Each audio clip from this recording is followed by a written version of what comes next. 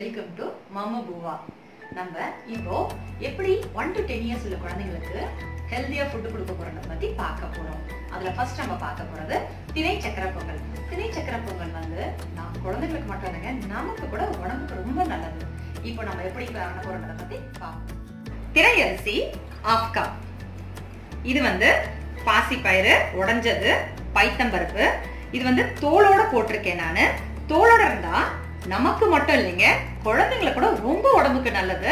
இதோட இதை ஆட் பண்ணும்போது ரொம்ப டேஸ்டும் ரொம்ப நல்லா இருக்கும். அதனால இந்த உடைஞ்ச பைத்தம்பருப்பை நான் எடுத்திருக்கேன். இது வந்து 1 கப் நாட்டு சக்கரை. நெய் வந்து தேவைக்கு ஏற்ற மாதிரி, முந்திரி கொஞ்சம், நான் வந்து 3 ஏலக்காய் எடுத்திருக்கேன். இது வந்து பச்சை கற்பூரம்.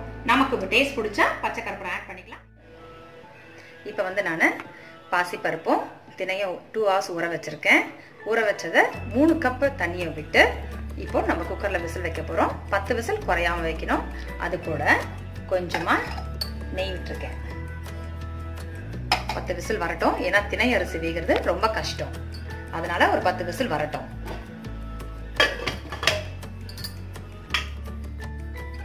இப்போ 10 விசில் வந்துருச்சு, நல்லா ஆறிடுச்சு. இப்போ நம்ம ஓப்பன் பண்ணி எப்படி இருக்கு சொல்லி பார்க்கலாம். வாவ், நல்லா வெந்திருக்குங்க. இதை பாருங்க, இந்த மாதிரி குழைய வெந்துட்டு. இப்போ நம்ம இதுல வெல்லம் ஆட் பண்ணணும்.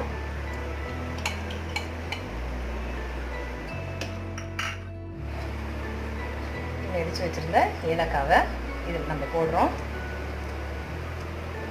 நான் சொன்ன மாதிரி ஒரு சின்ன பிஞ்ச் வந்து பச்சை கற்பூரம் போடுறோம். ஒரு சின்ன பிஞ்ச் வந்து சால்ட் போட்டால் தாங்க எந்த ஒரு ஸ்வீட்டுக்குமே டேஸ்ட் இருக்கும்.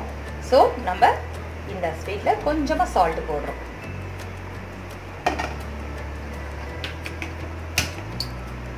ஆன் பண்ணி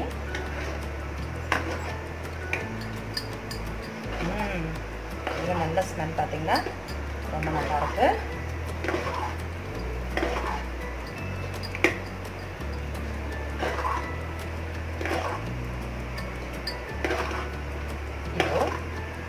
வேகணும்னா நம்ம மறுபடியும் மூடி போட்டு 2 விசில் விட போறோம்.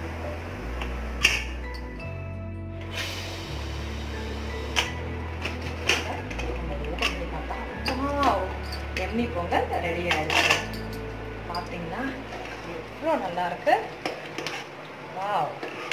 இப்போ நம்ம ஏற்கனவே தாளிச்சு வச்சிருக்க முந்திரியை இதில் போடுறோம்.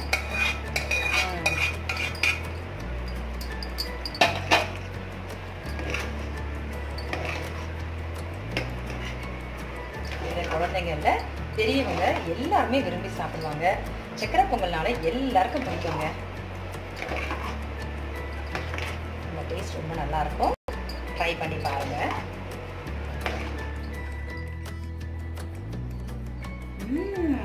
எம்மிங்க.